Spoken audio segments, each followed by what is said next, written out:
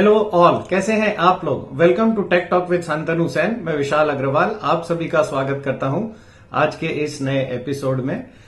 गणपति बाप्पा मोरया। इस शनिवार से गणेश जी हम सभी के घरों में पधार रहे हैं। हमारी पूरी टीम की ओर से आप सभी को इस पर्व की बहुत बहुत शुभकामनाएं। तो चलिए अब शुरू करते हैं इसी नोट पर बीते हफ्तों की बातों का, जो 2 से 6 सितंबर तक का था। इस सितंबर महीने की शुरुआत मार्केट के लिए काफी डल रही थी, क्योंकि कोई खास इंडेक्स लेवल पर कुछ भी खास नहीं हो रहा था। लेकिन हमारे रिटेल निवेशकों के लिए काफी उत्साह बना हुआ था, क्योंकि इनके फेवरेट स्मॉल और माइक्रो कैप्स में काफी मूवमेंट देखने को मिल रहा था। इन दोनों कैटेगरी के इंडेक्स में करीब 2 से 2.5% तक का उछाल देखने मिला था एक सप्ताह में। लेकिन शुक्रवार आते आते इन सभी इंडेक्स में एक सेल ऑफ देखने को मिला। अंत में शुक्रवार को तो पूरा बाजार ही लालम लाल था। जहां देखो वहीं पर अच्छी बिकवाली देखने को मिल रही थी। इस सेलिंग का कुछ कारण समझने की कोशिश करते हैं यहां पर। असल में इसके एक नहीं कुछ अनेक कारण बने हैं इस सेल ऑफ के लिए।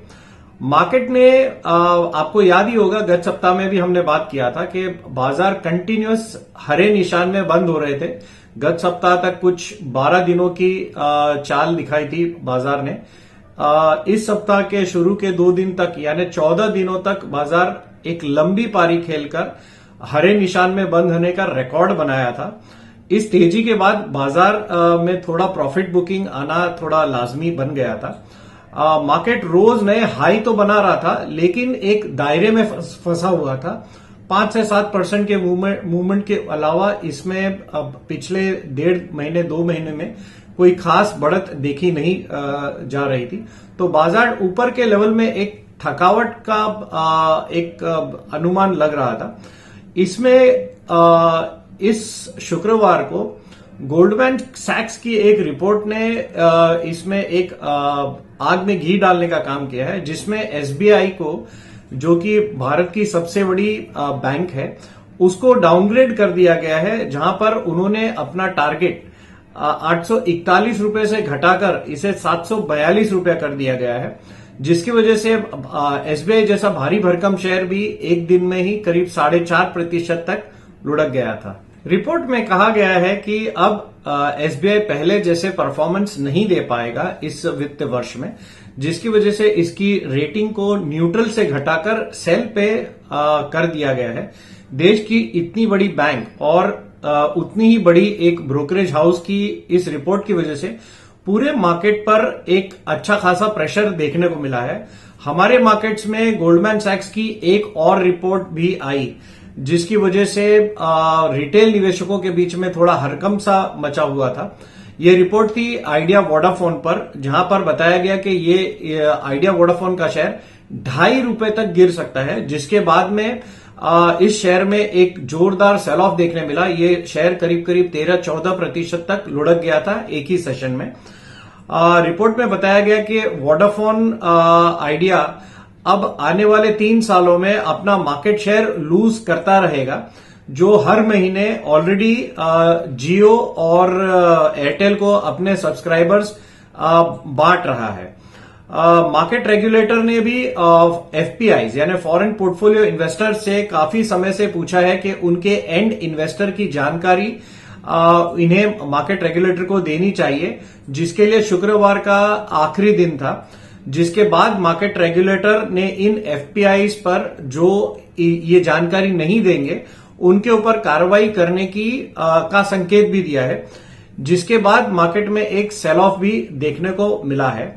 मार्केट रेगुलेटर ने फिर से कहा है कि अब इसी महीने के में एक सर्कुलर ला सकते हैं, जिससे रिटेल ट्रेडर्स के लिए एफ&ओ सेगमेंट में ट्रेड करना अब महंगा हो जाएगा।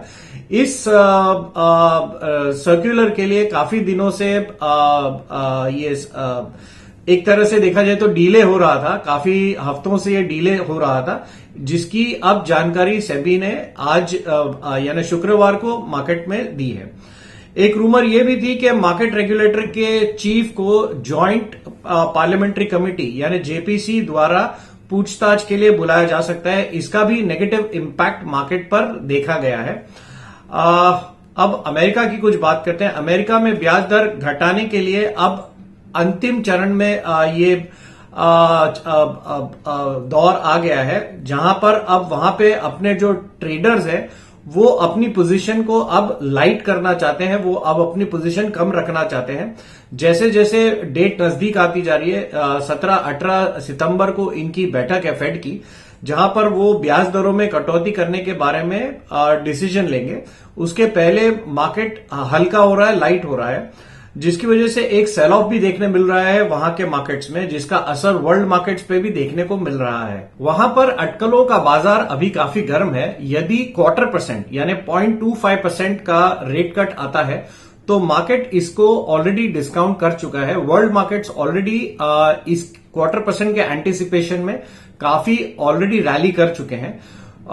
विश्व के काफी सारे मार्केट्स अभी अपने ऑल टाइम हाई के आसपास चल रहे हैं। ब्याज दरों की कटौती की संभावना से मार्केट्स में उत्साह का एक माहौल बना हुआ है। यदि 0.5 परसेंटेज पॉइंट यानी 0.5% का रेट कट आता है तो मार्केट्स पॉजिटिवली रिएक्ट कर सकते हैं वर्ल्ड ओवर। अब इस साल में फेड की 3 और बैठक होने वाली है और इसमें और कितना रेट कट होगा, अगर इसका रोड मैप जेरोम पावल देते हैं तो इससे भी मार्केट का सेंटीमेंट सुधर सकता है। अमेरिका में जॉब्स डेटा शुक्रवार को रात में आने वाला है, जिसकी वजह से अभी सभी ट्रेडर्स एक कॉशियस नोट अपना रखे हैं। गुरुवार को एक और डेटा आया था जिसमें अमेरिका के प्राइवेट सेक्टर की नौकरियों के आंकड़े आए थे, जिसमें सिर्फ 99,000 यानी 99,000 नई नौकरियां जुड़ी है। 3.5 सालों में प्राइवेट नौकरियों की ये सबसे कम ग्रोथ है अमेरिका में। जेपी मॉर्गन की एक और रिपोर्ट आई है जिसमें उन्होंने कहा है कि 2024 के अंत तक यूएस और पूरी दुनिया में मंदी आने की 35% संभावना है। 2025 तक मंदी आने का खतरा 45% पर बरकरार है। अब यहां पर ब्याज दरों की कटौती डिसाइड करेगी कि मंदी आती है या नहीं और कितनी आती है। लेकिन यदि अगर इंटरेस्ट रेट काटने में फेड अगर कोई घाई दिखाता है तो इससे अटकलों का बाजार और तेज हो सकता है कि कहीं अमेरिका में मंदी आ तो नहीं गई या मंदी में जा तो नहीं रहा है। यहां पर सॉफ्ट लैंडिंग और हार्ड लैंडिंग की बात चल रही है। सॉफ्ट लैंडिंग का मतलब यह है कि अगर इंटरेस्ट रेट्स में अगर 1/4% की रेट कट होता है और इसी प्रकार 0.5% तक या 0.25% तक अगर ये समन्वय तरीके से अगर ये काटा जाता है तो इसे सॉफ्ट लैंडिंग कहा जाएगा, जिससे ये दर्शाता है कि अमेरिका में अभी कोई घाई नहीं है कोई पॉलिसी डिसीजन को पुश करने के लिए। लेकिन अगर उसी नोट पर अगर वो 0.5 परसेंटेज पॉइंट और अगर इसी 3 मीटिंग में अगर वो 1 परसेंटेज पॉइंट के ऊपर रेट अगर काटने की घाई करते हैं तो इससे बाजार में इसे हार्ड लैंडिंग कहा जाएगा, जहां पर अमेरिका में मंदी आने की आशंका होने की वजह से ये इतनी तेजी से फेड को अपना डिसीजन बदलना पड़ सकता है। तो इसी चीज का जो फियर है मार्केट में, अभी इसी वजह से लोग थोड़ा कॉशियस नोट पर चल रहे हैं। यूरोपियन मार्केट्स इस पूरे हफ्ते प्रॉफिट बुकिंग का शिकार बने हैं। वहीं जापान के गवर्नर ने फिर से एक बयान दिया है जहां पर उन्होंने बताया है कि जापान की इकोनॉमी अगर इसी तरह चलती रही और अगर उसमें सुधार नहीं आया तो उन्हें एक रेट कट फिर से करने की जरूरत पड़ सकती है, जिसका एक नेगेटिव इम्पैक्ट वहां के मार्केट्स पर देखने को मिला। इस हफ्ते में वैसे अमेरिकन मार्केट्स 2 से 3% तक गिरे हैं। वहीं जापान का निकेई करीब 6% तक लुढ़का है इस एक सप्ताह में। कोरियन मार्केट 5% और हांगकांग का मार्केट भी 3% तक गिरा है इस सप्ताह में। वहीं निफ्टी ने अपना एक रेजिलियंस दिखाते हुए इतने बड़े सेल ऑफ के सामने भी 1.25% की गिरावट दिखाई है इस एक सप्ताह में। इसी सप्ताह में एनवीडिया की जो कि वर्ल्ड की सबसे बड़ी कंपनी है, इसमें इसके शेयर में भी एक ही दिन में 10% तक का घाटा देखने को मिला था। एक ही ट्रेडिंग सेशन में इतना बड़ा घाटा पहली बार हुआ है, जिसकी वजह से इस कंपनी के $278 बिलियन का मार्केट कैप एक ही दिन में साफ हो गया। ये पहली बार है कि इतनी बड़ी कंपनी का एक ही दिन के अंदर में इतना बड़ा फॉल हो। इसकी वजह से अमेरिका के बाजार में भी एक सेल ऑफ ट्रिगर हुआ, जिसकी वजह से अमेरिकन मार्केट्स के मार्केट कैप में से $1 ट्रिलियन साफ हो गया, जो भारत की इकोनॉमी का करीब करीब 25% हिस्सा बनता है, $1 ट्रिलियन। अब हमारे मार्केट्स की बात कर लेते हैं। रिलायंस इंडस्ट्रीज के बोर्ड ने 1:1 के बोनस इशू को मंजूरी दे दी है, जिसके बाद में उसी समय में एक 2 से 3% तक का उछाल देखने को मिला इस स्टॉक में। लेकिन इस स्टॉक में अब वापस से सेलिंग प्रेशर आ गया है, क्योंकि इस कंपनी ने अभी तक कट ऑफ डेट जारी नहीं किए, जिसकी वजह से अनसर्टेनिटी का माहौल है और एक सेल ऑफ देखने मिला है इस स्टॉक में। गॉडफ्रे फिलिप्स ने भी एक शेयर पर 2 शेयर बोनस देने के लिए 20 सितंबर को अपनी बोर्ड की बैठक बुलाई है। इसकी न्यूज के बाद ये शेयर करीब 12% तक उछल गया एक ही ट्रेडिंग सेशन में। अब यहां पे हम कुछ एफआईआईज की भी बातें कर लेते हैं। एफआईआईज ने इस महीने में टोटल अभी तक 1401 करोड़ की नेट बाइंग की है। इस महीने की शुरुआत इन्होंने बाइंग से की है। ये काफी समय के बाद देखा जा रहा है कि एफआईआईज नेट बाइंग के फिगर में है, जिसमें गुरुवार और शुक्रवार को तो इनफैक्ट इन्होंने सेलिंग की है करीब 1300 करोड़ की, नहीं तो ये फिगर करीब करीब 2700 करोड़ का नेट बाइंग का फिगर बन जाता था। चलिए अब यहां पर दूसरे एसेट क्लासेस का भी एक राउंड अप ले लेते हैं। गोल्ड का भाव शुक्रवार के सेशन में 71,425 के आसपास ट्रेड कर रहा था। गत सप्ताह के मुकाबले इस कमोडिटी में कोई खास बदलाव नहीं देखा गया, कुछ 200-300 रुपए इधर उधर है। इंटरनेशनल मार्केट में भी गोल्ड का भाव 2517 यानी $2517 के आसपास चल रहा था। कच्चा तेल इस सप्ताह में $71 के आसपास ट्रेड कर रहा था। इसका गत सप्ताह का भाव करीब करीब वहां से $5 ये गिर गया है और क्रूड अभी काफी नीचे चल रहा है, जिसकी वजह से हमारे यहां पर जो पेंट कंपनीज है, ओएमसीज है, इनमें एक अच्छी बढ़त देखी जा रही है।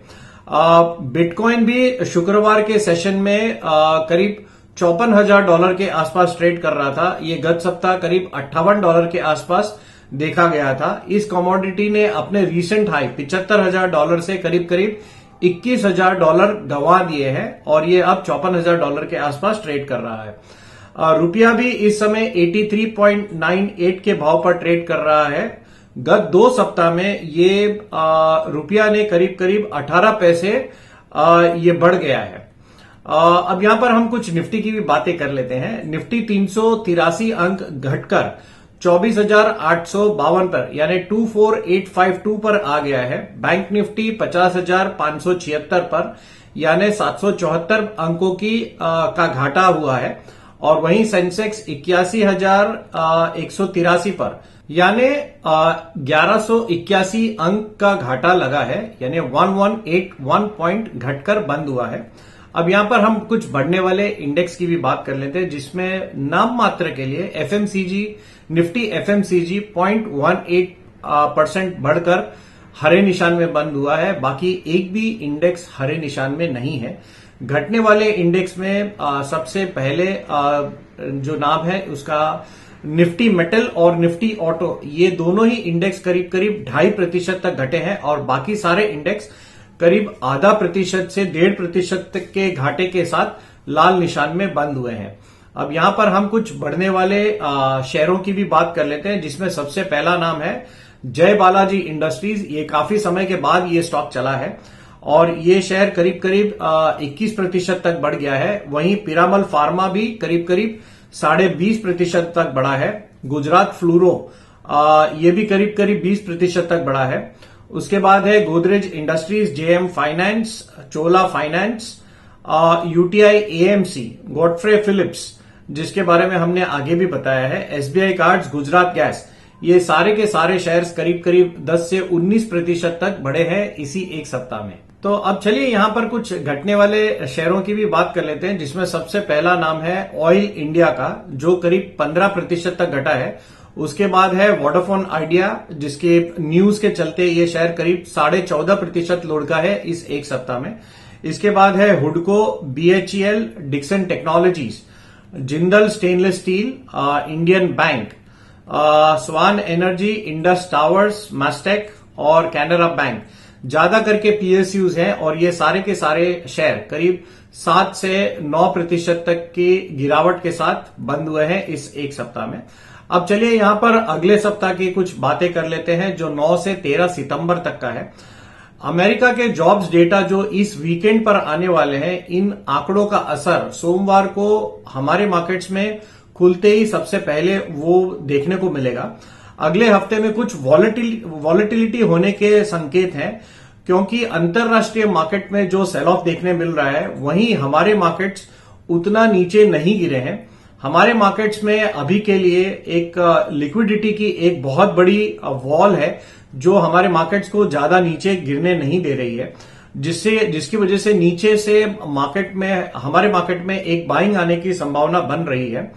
शुक्रवार को बाजार के लिए अंतरराष्ट्रीय संकेत नेगेटिव थे और हमारे यहां पर गिफ्ट निफ्टी 50 से 60 अंक नीचे खुलने का संकेत दे रहा था। वहीं लेकिन पहले 15 मिनट की रिकवरी के बाद मार्केट ने वन वे टूटता चला गया और पूरे दिन लाल निशान में ही रहा और लाल निशान में ही बंद हुआ है। निफ्टी 292 अंक यानी 292 पॉइंट्स, बैंक निफ्टी 896 पॉइंट्स और सेंसेक्स भी 1017 यानी 1017 अंकों की गिरावट के साथ लाल निशान में बंद दिया है शुक्रवार को।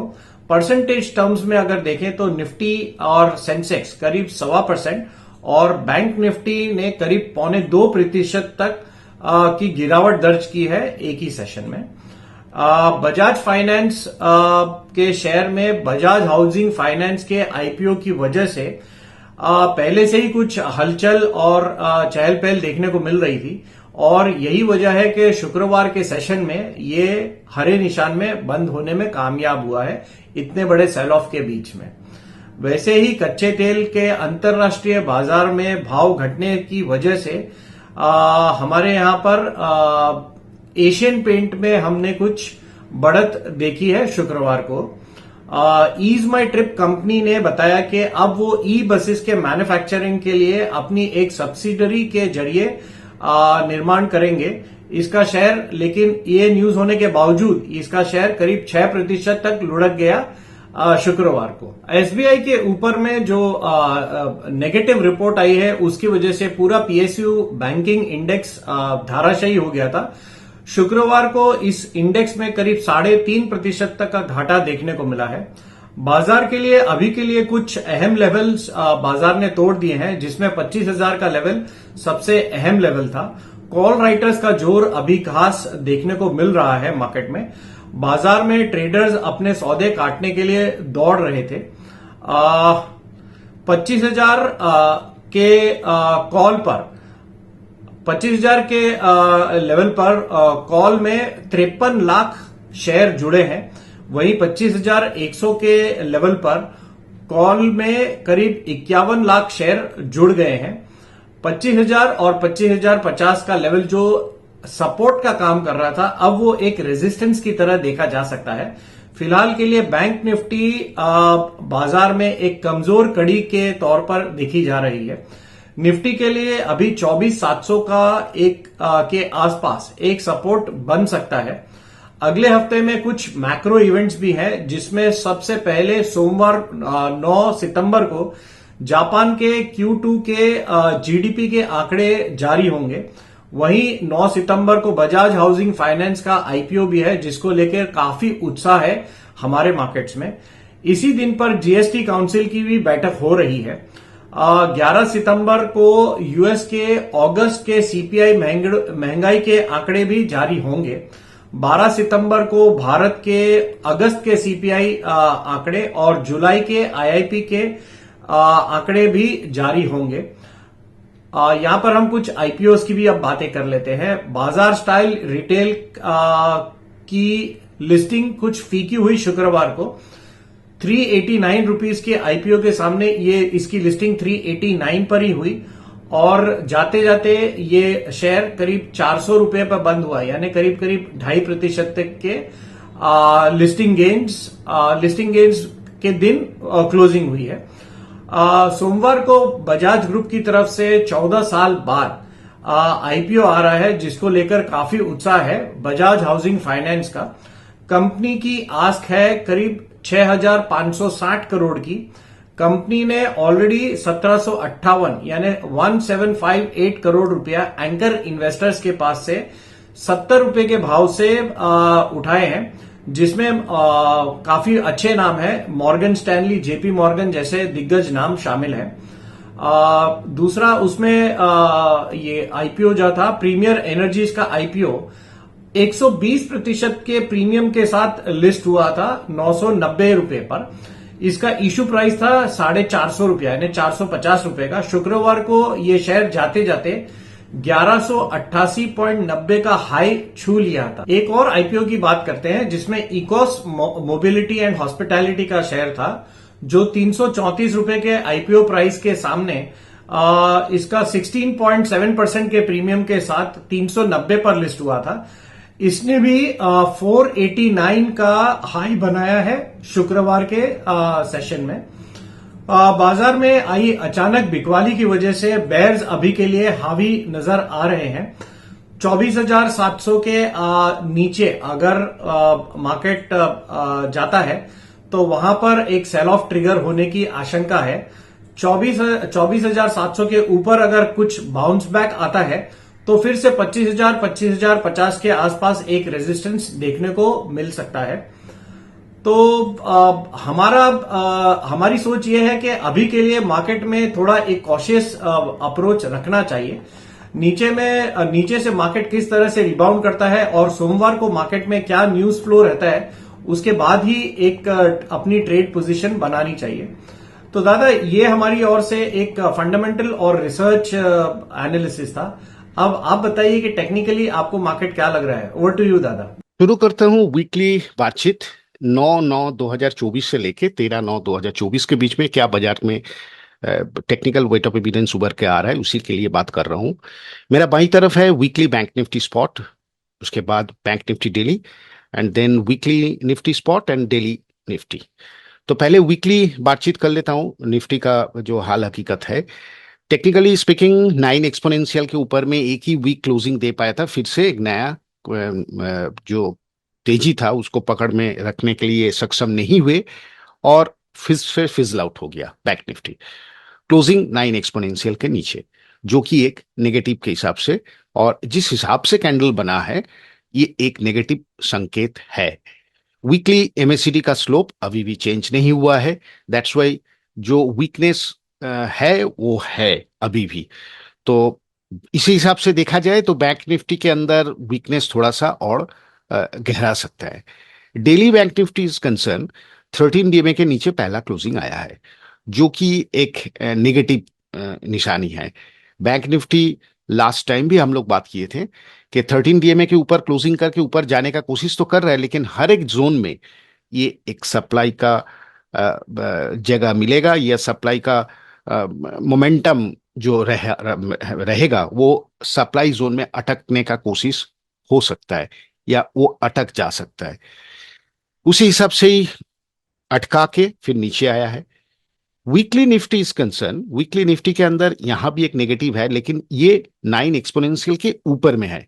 तो that's Y weekly Nifty spot और वीकली बैंक निफ्टी के अंदर अगर कंपेयर करें तो ये समझ में आ रहा है कि दोनों में से कौन स्ट्रांग ज्यादा है। दोनों ही गिरा है। दोनों इंडिसेस का जो कैंडलस्टिक्स पैटर्न है वो नेगेटिव है। वो ये बोल रहा है कि कह रहा है कि इसके अंदर और कुछ नेगेटिविटी आ सकता है, लेकिन निफ्टी के अंदर स्ट्रेंथ थोड़ा ज्यादा अभी भी है। लेकिन निफ्टी के अंदर जो एमएसीडी का स्लोप चेंजेस हुआ था लास्ट वीक में, ये हफ्ता फिर से फिजल आउट हुआ। दैट मीन्स कंफ्यूजन निफ्टी के अंदर भी है। इंटरेस्टिंग पार्ट जो है निफ्टी डेली के अंदर, इसको हम थोड़ा एक्सपेंड करके दिखाने का कोशिश कर रहे हैं। मैंने यहाँ 1 और 2 कुछ किया है, इसके लिए हम बात कर रहे हैं। 13 डीएमए का नीचे first closing like bank Nifty. तो मंडे और ट्यूसडे गौर से देखना पड़ेगा कि 13 डीएमए के नीचे मेंटेन कर रहा है कि नहीं कर रहा है। 13 सिंपल मूविंग एवरेज, जो जिसका वैल्यू अभी भी 25,000 राउंड नंबर में पकड़ के चल सकता है। Now the divergence is concern RSI यहाँ पर एक और यहाँ पर एक, ये जगह का मैं बात कर रहा हूँ। यहाँ पर एक प्रॉपर डाइवर्जेंस हम लोग देखे थे, जिसका कारण बाजार में थोड़ा रिएक्शन आया था, और रिएक्शन के कारण हम सॉफ्टनेस भी ज्यादा था, लेकिन उसके बाद ज्यादा गिरा नहीं था। लेकिन जो लोग ये सोच रहे हैं कि यहां से यहां तक जो बाजार आया उसके बाद जो डाइवर्जेंस देखने का कोशिश कर रहे हैं, ये डाइवर्जेंस क्या होगा, क्वेश्चन मार्क्स कर रहे हैं। क्योंकि ये ऑलरेडी 14 डेज के ऊपर, 15 डेज के ऊपर प्राइस एक्शन हो चुका है, और यहां से लेके यहां तक 14 डेज के ऊपर ही है। हम लोग 14 डेज का कैलकुलेशन करके आरएसआई कैलकुलेट कर रहे हैं, उसके अंदर प्राइस एक्शन 14 डेज से ज्यादा हो जाएगा।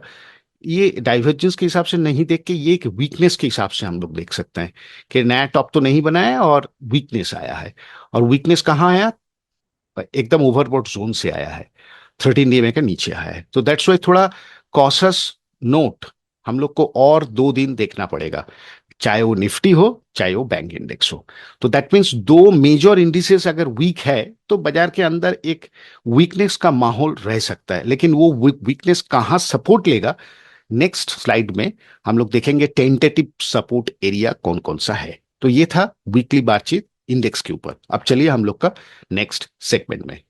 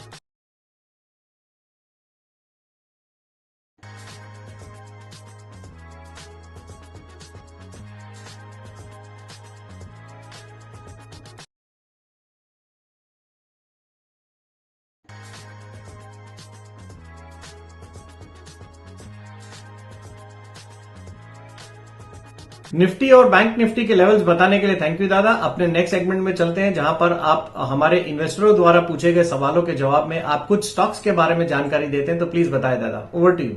आज जो तीनों स्टॉक के ऊपर टेक्निकल विश्लेषण करेंगे, वो तीनों स्टॉक के ऊपर है हैंकल लिमिटेड, हाइकल, सॉरी, मैं Lokesh machine and Usha Martin. ये कोई रिकमेंडेशन नहीं है, खाली एक चार्ट के ऊपर विश्लेषण है।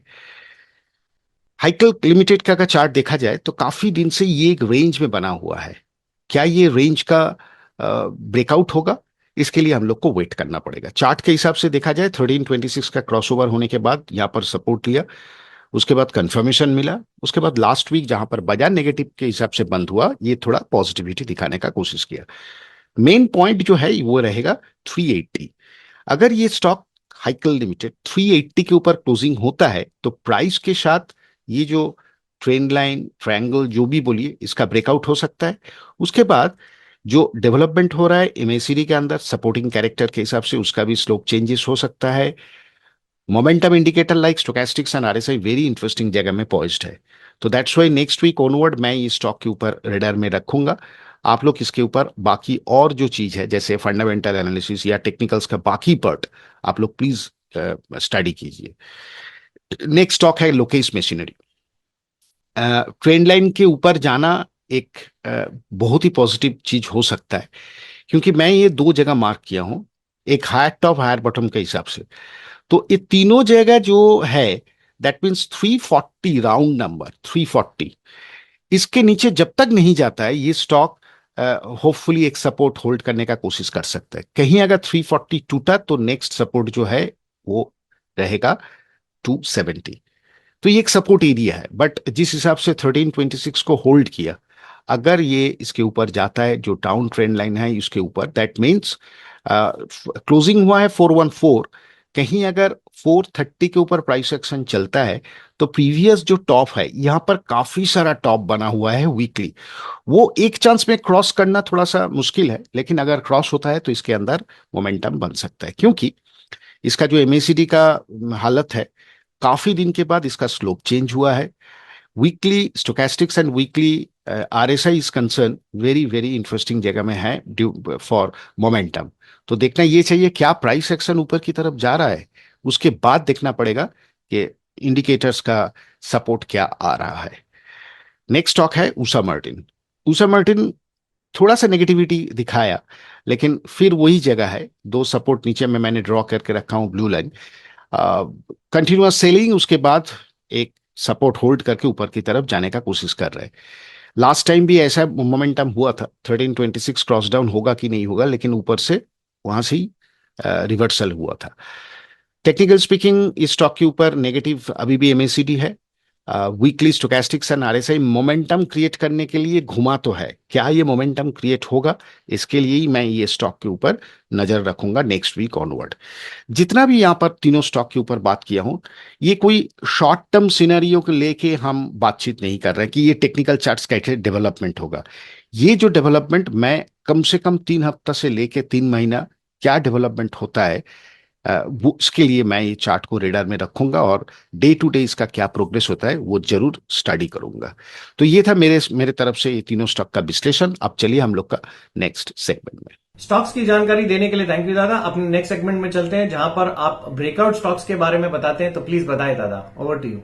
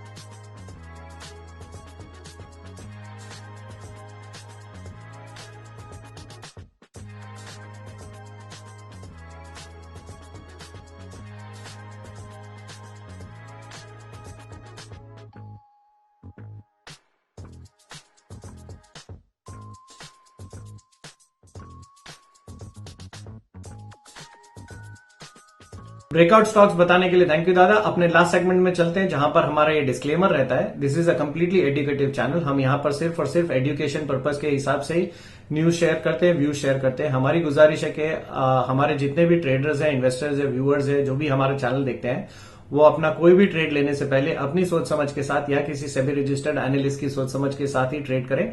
We will not be responsible for anything. Thank you, bye.